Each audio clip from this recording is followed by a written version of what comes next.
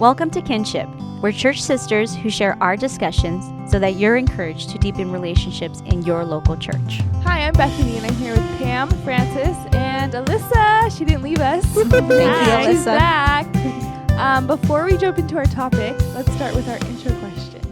When you're stressed out, as we all were today, what do you do to calm down other than praying and reading your Bible? I don't know how, but I always have chocolate in my house. So on a good day, I'll eat like one piece of chocolate. On a bad day, I could eat half a bag of chocolates. That doesn't get you more stressed out because all the sugar elevate your heart rate? Oh, What? No. She's making connections. Yeah. Okay. maybe. I'll go. There's a healthy one, which is when I feel stressed out, I go run, and it just relieves all the stress. It's not really unhealthy, but my other one would be watching a show, like watching some kind of show I like. Okay, I'll go next.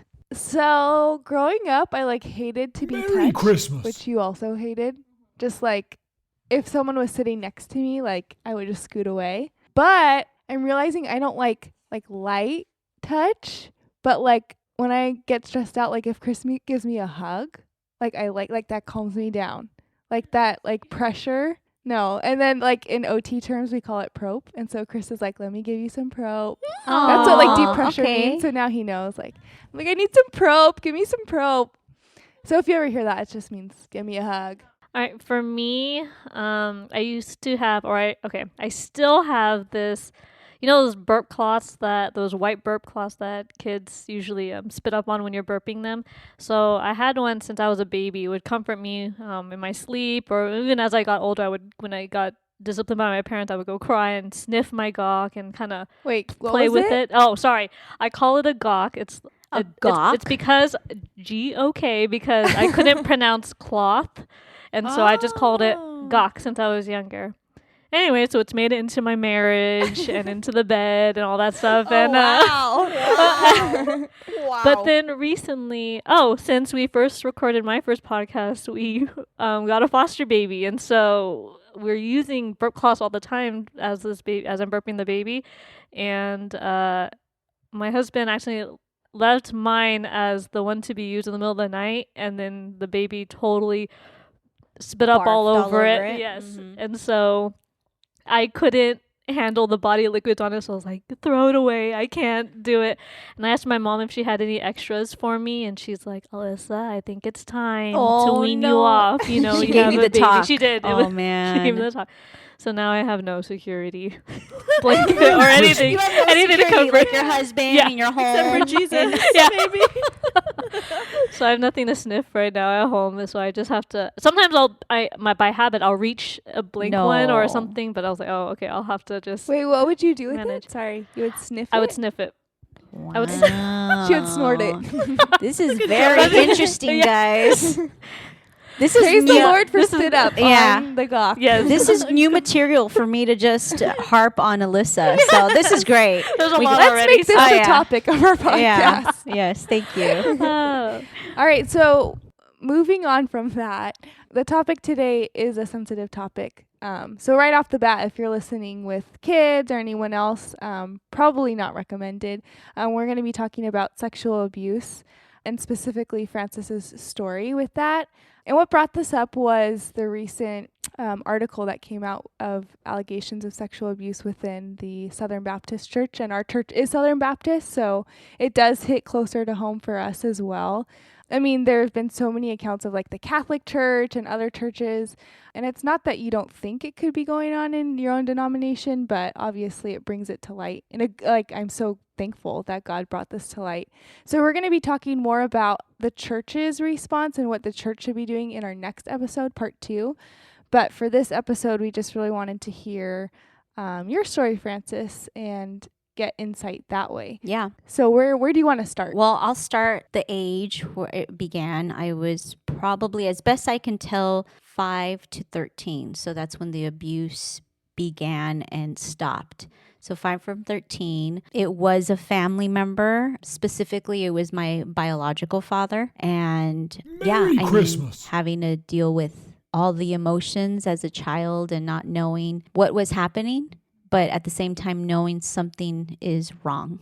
And because you're a child, you're already powerless. So you don't know how to combat your emotions of, okay, this is wrong, but what do I do? So then at that point, did you know what was going on? Or at what point did you realize, like, this is abuse that's happening? Yeah, I mean, it's such a blur. And we'll talk about this later, I think. But when you're abused, you have memory gaps as a form of defense. So there's a lot of my childhood I don't remember. And before, when I got married, and I would hear PJ's like memories of when he was a child, there was a part of me that felt jealous because I didn't, like, why does he remember so many things of his childhood?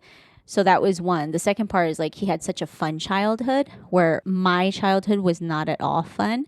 Part of my story is I was suicidal at such a young age, just wanting to somehow get out of the situation and not knowing how. Even though, like, on the outside looking in, you could just be like, just say something, you know, but when you're abused, it's not that easy. Was the suicidal tendency because of the abuse? Yeah, it definitely was because of the abuse. And so thinking that that was the only way out is what you feel, especially as a child. You just don't know how to navigate your emotions and your feelings.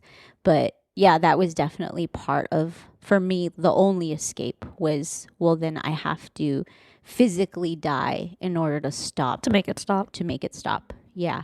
So you weren't confiding in anyone at this point? No, I mean, later on, as I got older, Merry about Christmas. 13, probably 12, 13, there was a friend of mine in junior high. And I don't know if you did this in junior high school, whatever, you'd write little notes to each other and pass them through periods.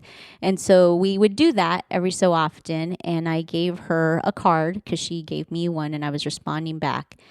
And I don't know what I put in the card, in the letter, I'm sorry, but something made her feel that she knew what was happening.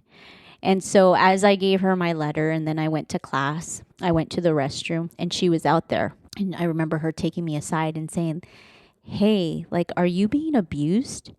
And I remember just everything went numb because in my head, I'm like, what just happened right now? Because again, the only way to escape in my head was death. And that was it. So it's like, what is happening right now? And so the reason she knew is because she had been abused, sexually abused. So she somehow, from my letter, picked up on things that rang true for her. And so once she read it, she was like, we need to go to the counselor. Like, we have to. And so I was like, deathly scared. Like, I was like, what are you talking about? I can't. And so just having that support was so helpful in getting me out of my situation. So, you know, once I sort of had her and I confided in her, then we went and spoke to the school counselor. And that's when like everything came out and it was just surreal. I mean, there's a lot of memory gaps, but I could remember some of the things of the whole journey of like finally coming out and saying something. What was your feeling like after? Did you feel Merry relieved? Christmas. No, I didn't. Not at all. I felt more pressure. I felt more anxiety. That was another thing I dealt with as a child. Anxiety, like heavy fear, anxiety, suicidal, like just all these emotions that you think, okay, why are you Guilt? feeling Did you this? feel Guilt, guilt? shame. Like, why are you feeling this as a child? You should not be feeling this. But no, I did not feel at all relieved. Complete opposite. And actually, when I went to the counselor, they basically said, okay, we're going to basically send, cops over, law enforcement over, I guess, whatever, to go and basically talk to your dad. But my dad wasn't there. So basically, they told me, you have to go home and act like nothing happened. And you're telling a child to do that? Like, that is just insane. I mean, I don't know what other way they could have done Wait, it. where was your dad at this point? I don't know. I don't wasn't remember. living at the He house? was there, but he stepped out. So when they went there, when they knocked at the door, there was no one there. And so I was getting out of school soon. And I don't know why they made the decision they did, but basically they just said like, okay, you need to go home and act like nothing happened. And That's I'm so like, much pressure. yeah, for it's a like, young what are girl. you talking about, So obviously I go home. I'm super scared knowing that something's going to happen and I don't know what. But yeah, just the anxiety. So no, it was complete opposite, especially that moment, like knowing I had to go home and deal with it, you know. I'm just curious, like, what, if you remember, how did you process that as a kid? Like, what were the things you were thinking? I guess it was a longer period of time, so those may have changed, you know? But why did you feel like you couldn't tell anyone? What did you think what was going on in your head as a young kid? Yeah, and I'm sure you've heard of it too. They call it like grooming. They groom children. Unfortunately, it was my bio dad, so the grooming was just natural because I'm his daughter. And there's times where the abuser does say, like, if you say anything, like, I'll do something to you or your family. That's often told in different stories. But in my story, my particular story, it wasn't. It was just an unsaid, like, you don't say anything. You know, and if you do, I'll make your life difficult. But it wasn't necessarily a threat on my life or on my family's life and nothing like that. It was just you're powerless and that's what it is. So you have no say so. And so you feel powerless. So that's really what it is. And you are in a position of like you're subordinate. Yeah, to your dad. Right. Yeah, that's just naturally how the structure is of a family. And you didn't feel safe at all to tell your mom or sisters? Yeah, I mean, obviously heartbroken. The family's heartbroken. There were some family members that questioned my story, which people that have been abused will tell you over and over again. That hurt maybe even more than the actual abuse. But the fact that people question you, or even the way they pose the question, definitely hurts a lot more than anticipated. So depending on the stories or on someone's story, but yeah, the fact that some family members didn't believe me, yeah, it was really hurtful. Did it come out once you told the counselor? Did they tell your mom, or you ended up telling your mom? The counselor. I think at that point, I think law enforcement had contacted my mom, and maybe the counselors did. I'm sure they tried to rally around my mom to try to figure out, like, you know, I'm a student of the school, so somehow they have to be a part of it as well. But yeah, part of it too, the guilt and the shame I was talking about is knowing that if I say something, I'm going to destroy the family. And that's exactly what happened. And so having to deal with the false guilt of that, because that's not my fault. That was never my fault. In fact, the destroying of the family happened when my biological father started doing that. But as a child, you don't know. That? Yeah, all you know is that dad is no longer in the home, and it's because of what you said. You know, whether it's true or not, still, like, that's what you're thinking. It's because I said something. Cause and effect, that's what you see. So then you kind of mentioned, like, you kind of block it out as a child, or that's how you dealt with it. Moving into, like, adulthood, before you were a Christian, how did you process were you healing? it? Like, was there any healing that took place? What did that look like? Yeah, definitely no healing. Became just involved in things I shouldn't have, sexual morality. That's just common among people that have been abused. Now you've been exposed to things as a child that you shouldn't have been exposed to sexually. And so that just takes you in a different direction. There's horror stories of people getting into prostitution and heavy drugs and all these other things. Thank God, by God's grace, I did not go that route. But for sure, sexually, I just was open to things that I shouldn't have been as a young woman, not a Christian. So wasn't able to process, didn't get counseling for it. Then I meet Jesus. Did they Go not ahead. suggest counseling for you when it all came out originally? They might have, but again, it's so blurry. Well, I'm sure it spun your whole family into chaos. Oh, yeah. You know, like splitting your family apart. So I feel like Everyone's just trying to survive. Mhm. survival mode. Yeah. So definitely no counseling, no Talking no it proper, through with no your talking mom. it through, no proper channels to deal with it. But then I met Jesus. And then that's when, like, a lot of things obviously started changing. Still compartmentalizing, because that's what you do when you're abused. You compartmentalize, because that's the only way you could basically live. It's like, okay, this is happening here, but at school, I need to be happy and I need to pretend. You sort of live this life of compartmentalizing just your social life and everything else. And I did that even as a believer, because I didn't understand how Jesus could affect my sexuality.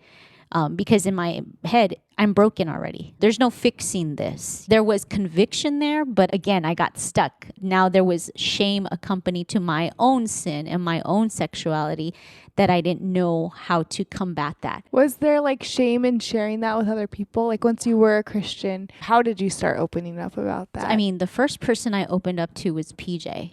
This was prior to having a dating relationship with him. At that point, I already knew I wanted to get married to him, but there was no relationship yet. And I remember him asking questions about that. And obviously, I think he was asking questions just because for his own, because at that point, I think he wanted to marry me at that time too. So he was already asking questions because he's like, well, I want to marry this girl. And so I remember. Now, do you recommend going to a single guy and No, not at all. all. Not at all. It worked Don't out for do you this. guys though. Yeah, don't do this. But he just happened to be the first one to ask. After so many years, just certain family members finding out about my father, he asked, so what happened to your dad? Which what you're saying is, yeah, you normally would just share what it's your dad. Like there's information that the person wants to know about your father. Well, mine took a turn because now it's like, oh, I got to share what happened to me, like physically and like, so basically telling him that I was abused, and that just shook me because I really didn't deal with it properly, and telling him was a way again of taking like the Band-Aid off really quick. It hurt, but I knew it had to happen. And so that started finally like the healing process through that. But I mean, it took years. And I mean, even now, like even recently, I would say with you ladies, what was it like last year when I was telling you like, man, there's memories that are hitting me so hard that I'm crying now. Whereas before I didn't even remember these things. And what I was telling you ladies, and I'm sorry if I'm jumping ahead, but I feel like now I'm in a healthy position, like spiritually, like the Lord is healing me and doing good in me because of the situation, that I feel like now these memories, he's allowing these memories to come back.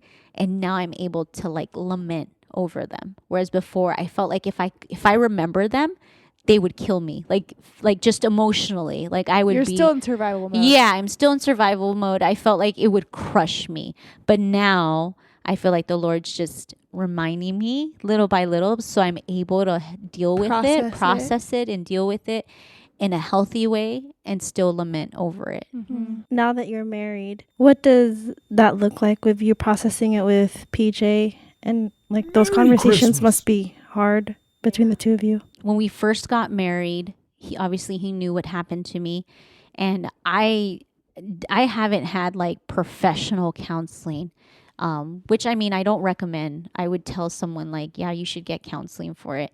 I just so happened to marry a pastor, and he just did the counseling for me. So in that regard, I feel like I'm babied, but obviously there are things that if things come up between us, for him, it's like, oh, wait, is this tied to it? But there was one time where there was things coming up that he was thinking like, oh, maybe this is tied to it. Maybe you should see a counselor. And I actually ended up meeting with the counselor one time. And I mean, it was a good conversation. She was helpful, but we just felt like, okay, we don't have to proceed anymore with this.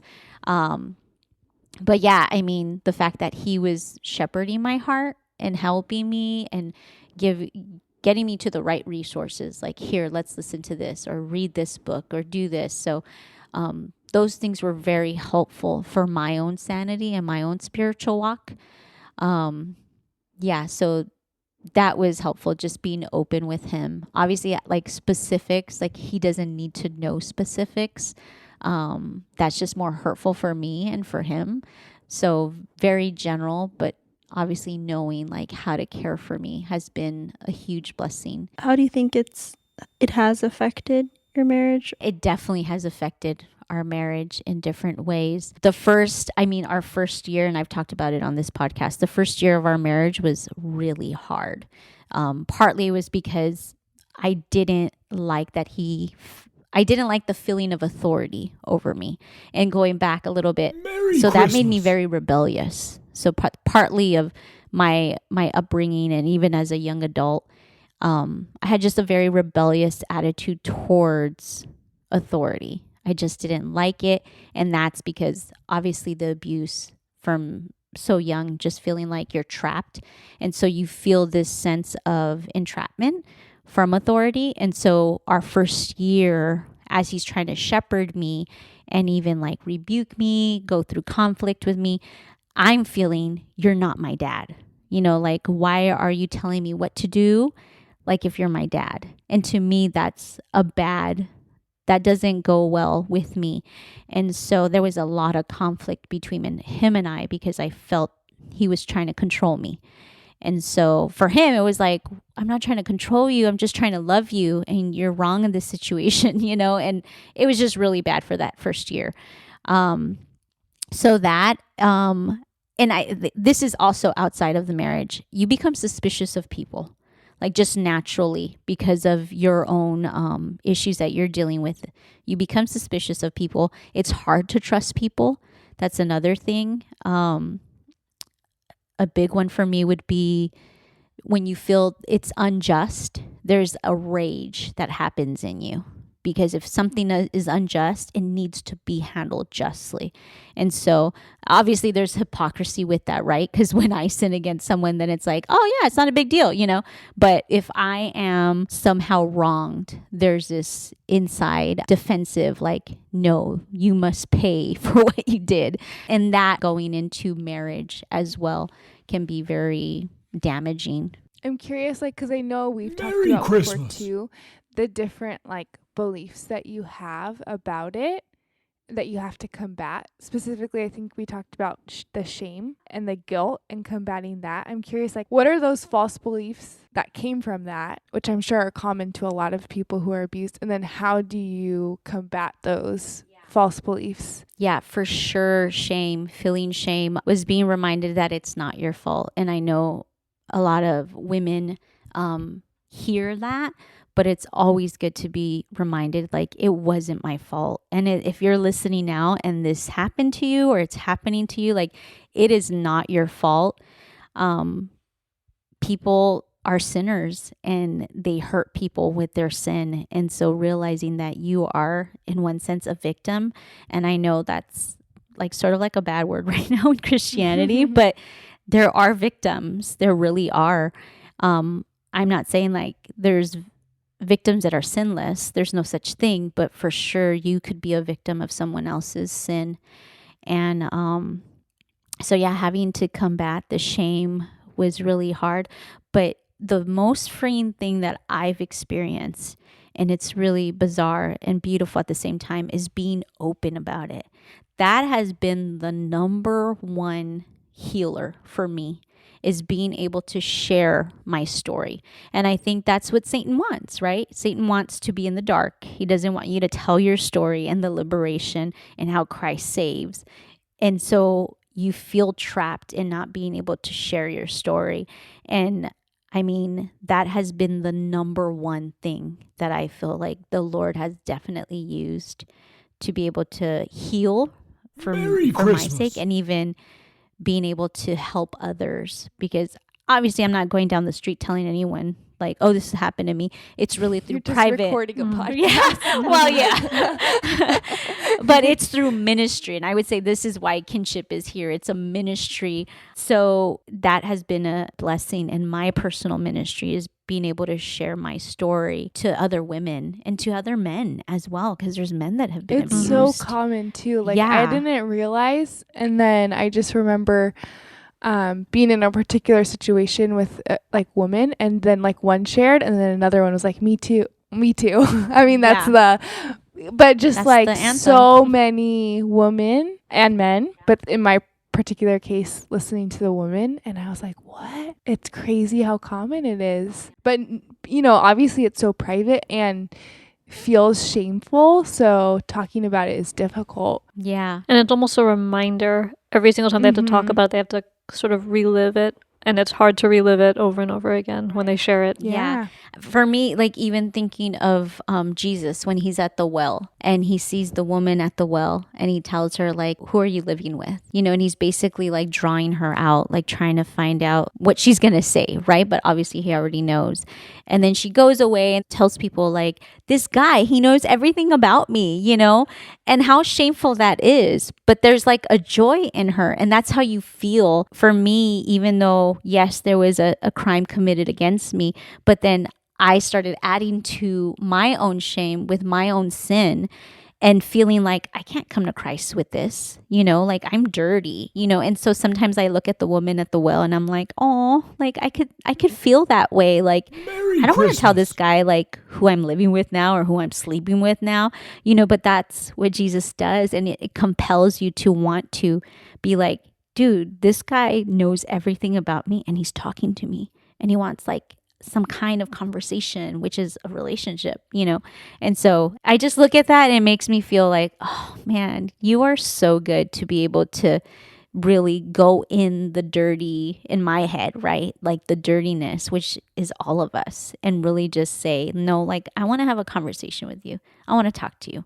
You know, I want to have a relationship. So that's very sweet of the Lord. This ties into that, but yeah, how did you work through God's sovereignty and his goodness in that? Because obviously it's a horrible, horrible thing and it led to so many hard things.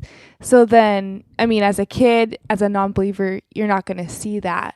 But then after you're, you know, coming to the Lord and processing through that, like, how did that, was it like anger at first towards the Lord? I mean, what was that process like for you? One of my favorite verses of the scriptures, I mean, all of them should be our favorite, right? But one that like speaks to me, that speaks to me even to this day is 1 Peter 1:6-7, which is, you rejoice in this, even though now for a short time, if necessary, you suffer grief in various trials, so that the proven character of your faith, more valuable than gold, which though perishable is refined by fire, may result in praise, glory, and honor at the revelation of Jesus Christ. Like for me, that's just been my anthem. Like, yes, Lord, like, and even going back to Joseph's story, like, yes, he meant it for evil, but you meant it for good. Christmas. And that's what God does. Like he really turns it on its head.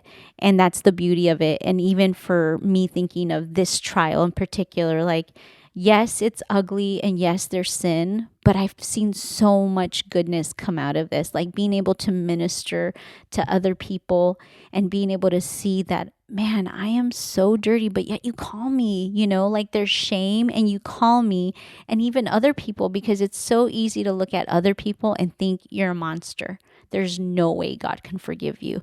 But it's like, no, in one sense, we're all monsters. So it's like, no, it's the beauty of the cross that saves. And so it's super refreshing to be reminded through this in my grief. Like my grief here is that Christ is intimate and comes in and saves through that. So, I mean, I don't know. It's just so much of the beauty of the cross that I personally see through this particular suffering. I'm curious, like you said something that brought up a question in my mind. What does that look like with your dad? Because I know you don't have a relationship with him anymore. But in terms of like healing, do you go through a process of like forgiving? Like, yeah. I know there's like some debate on like, can you forgive if they don't ask for forgiveness? So like, what does that look like in terms of how you think about your dad or towards your dad or? Right. Well, I think the first process of healing properly would be to come out and say what happened first, because some people want to deal with what happened and just say, well, I'm not going to tell them or tell anyone what happened, so I'm just going to forgive them. And I would say like that's short-circuiting a lot of things, and in one sense that's not healing properly. So I would say before you start saying like, oh, I'm going to forgive the person, I don't need to bring it up, I would say like, no, sister, no, brother, you have to come out and address it. You have to have a conversation. I mean, if you're physically able to, whether it's through letter, through email, through something needs to be communicated that, no, what you did was this and this is wrong, and who knows, by God's grace, I'm not saying that they're going to repent and turn to Christ, but still, you should be able to communicate, because silence is not, that's basically shortcutting grace, because you're trying to deal with something in isolation, and we can't. And maybe on your own. Yeah, you can't do it on your own. It has to be with a group. It has to be with your husband. If you're married, it has to be with church sisters, church brothers. It needs to be a community thing that's backing you. So I would say that first. So first, you have to have those conversations if you haven't had it yet. I mean, they're not easy. They're very difficult, but they're necessary. Directly with the person. Directly, But you said if it could possible. be through letter. I would too. encourage. Yeah. For me, I did go the letter route, because my father isn't here. So I had to go through the letter route. And for me, again, just looking at 1 Peter 6-7, looking at Joseph's story, I knew that God was doing what he was doing, and he's a good God. And so I wasn't necessarily questioning him. I just knew that, how am I going to handle this? How am I going to extend the grace and the mercy and the forgiveness? So I actually did write my father, my bio dad, a letter. And I sent it telling him, this is what you did. This is what, this is how I felt. Merry Christmas. And at the end of the day, this is what you need, which is you need Christ, And so I explained the gospel.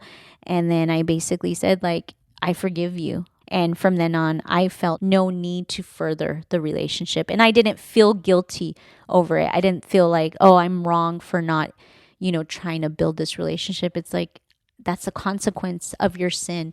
You can't build this relationship because it's been broken, heavily broken. And I'm in a very healthy spot to be able to feel that. And there's no bitterness or anger. It's just more of there's anger in the sin, but at the same time, it's okay, it is what it is, and I forgive you, but this relationship can no longer continue. We talked about how this affected your marriage or your view of marriage. How does it affect the way you disciple your children? It's made me more sensitive, obviously, alongside PJ, because obviously now that he's thinking okay, this is something I wasn't aware of. He wasn't aware of it, but then as he started hearing my story, we got married, and then he's in the ministry and I'm coming alongside him, talking to people, counseling people. It blew him away at how many stories he was hearing of this happening. And it was almost just another world for him. And in one sense, it scared him, because he's what if we have daughters? This is before pre-daughters, and pre-boy. But he was thinking what about our kids? And so it made him more sensitive.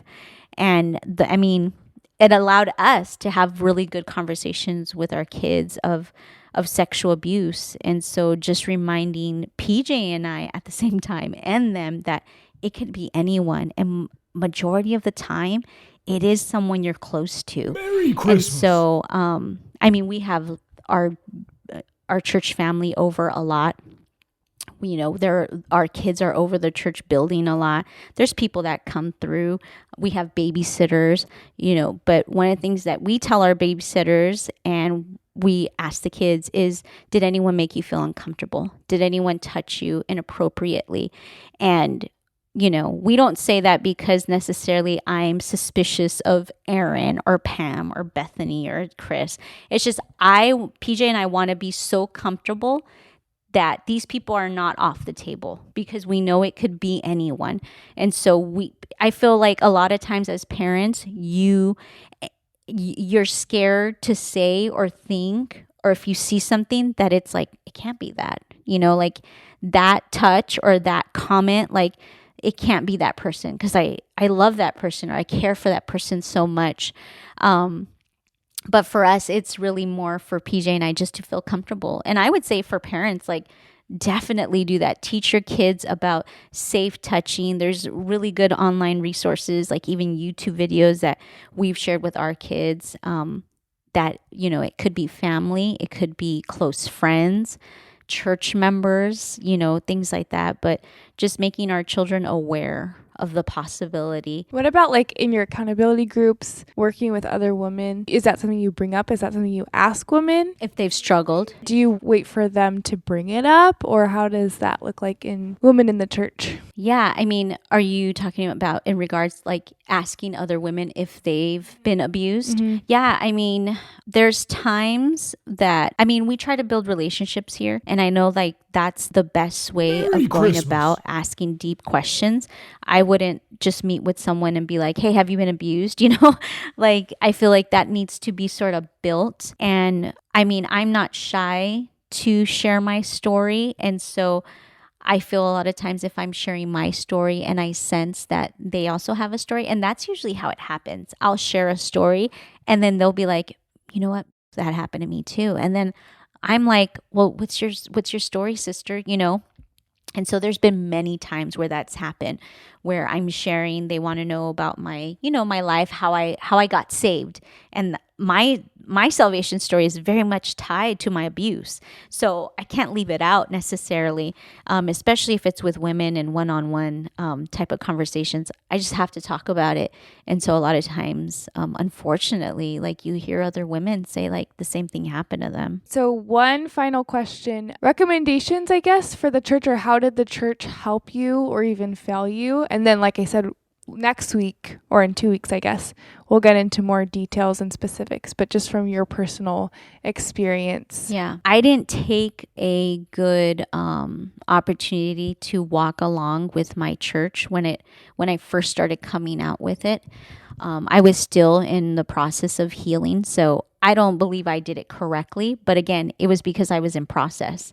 Now, I would even say back at our old Crossview church was really when I started actually walking with sisters and sharing my story and using it for ministry to love others with it as well. So, I mean, just being vulnerable and asking sisters to pray. Merry Christmas. Again, there's a lot of memory gaps. And now I feel like I'm walking with you guys more than I did back when it first came out. Like when it first came out, it was a lot of like, okay, now what do we do? You know, whereas now I feel like it's a healthy process. It's a healthy way of looking at it. Whereas before it was a little bit like, you know, survival mode, a little bit trying to figure. And then obviously the season of my life, like having young kids and trying to just get through life. I feel like now things are slowing down. And now I'm able to process better. But I mean, you ladies have been a blessing, like texting you ladies, like how I'm feeling. There's other sisters at BBC that I text that know my story. And I'll tell them like, you know what?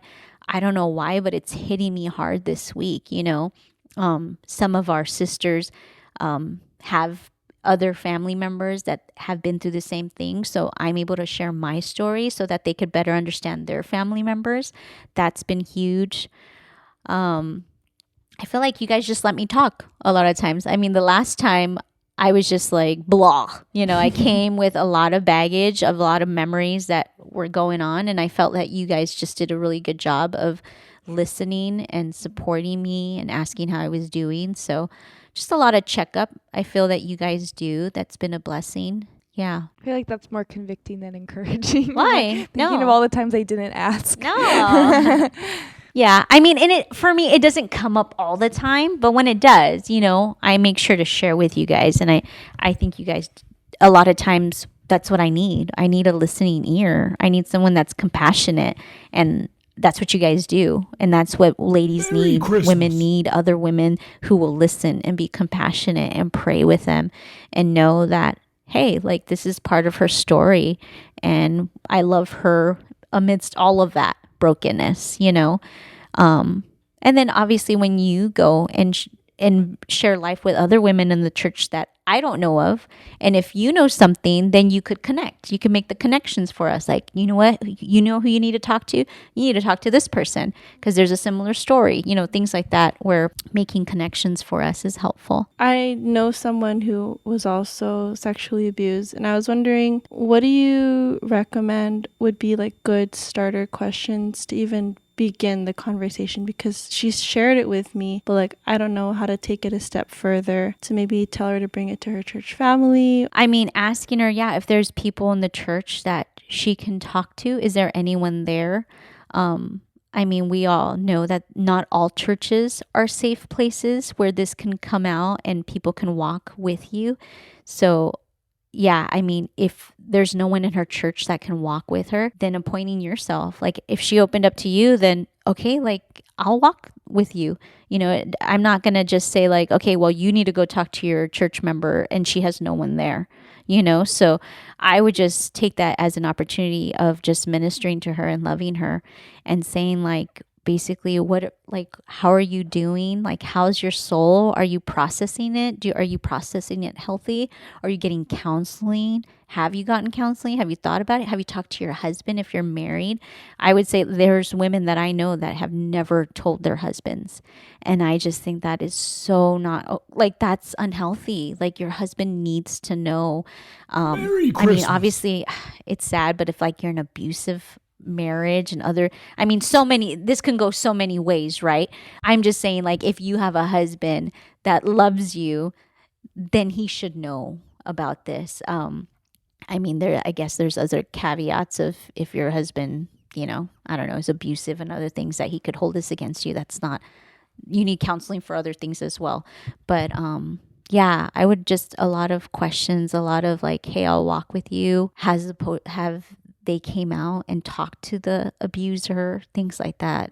I mean, there's a lot of questions that I would be asking. What if they don't want to talk about it anymore? Do we kind of let it sit, bring it up again in a different season? Or I'm just not sure how to go about it if they're like, okay, they feel like they've processed it, it's a closed chapter, they want to move on, but how to really like engage them again at a later time? Or do we just let them do it at their own pace? I guess the question would be, has the abuser been is there an understanding of what the abuser did between them two? No. Then yeah, I mean, I would just say it's not healthy. I would say it's not healthy to just be like, okay, it's a closed chapter, I need to move on. Yeah, I would just say that's not proper healing. I would give them resources if they don't want to talk to you about it anymore. If they're like, okay, well, I don't want to talk about this.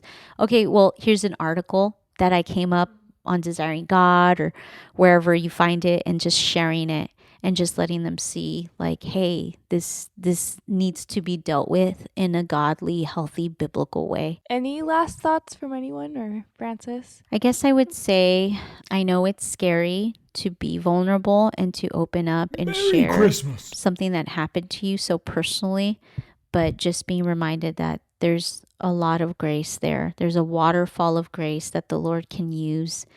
And yeah, just knowing that the Lord is just waiting to meet you at the same time. Obviously, like, no one can force you to say anything or come out with it, but at the same time, it's just not healing properly if you're just gonna sort of brush it under the rug.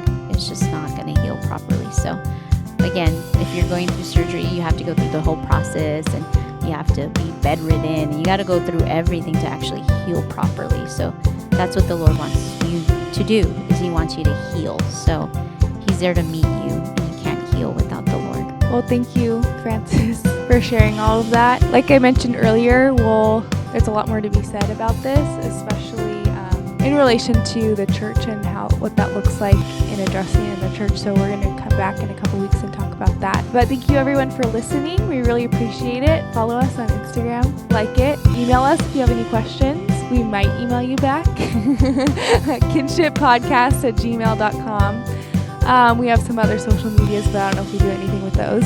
Review us on iTunes. Review us. Yes, leave a review, please. Thank you to our husbands. Jose's now included. Yay! Jose, who's Daddy Jose Yeah, right now, taking care of the holding down baby. the house. Shout out to our church family, Bethany Baptist Church and Woo. Shepherd LA. We will be back in a couple weeks, so thank you. Bye. Bye.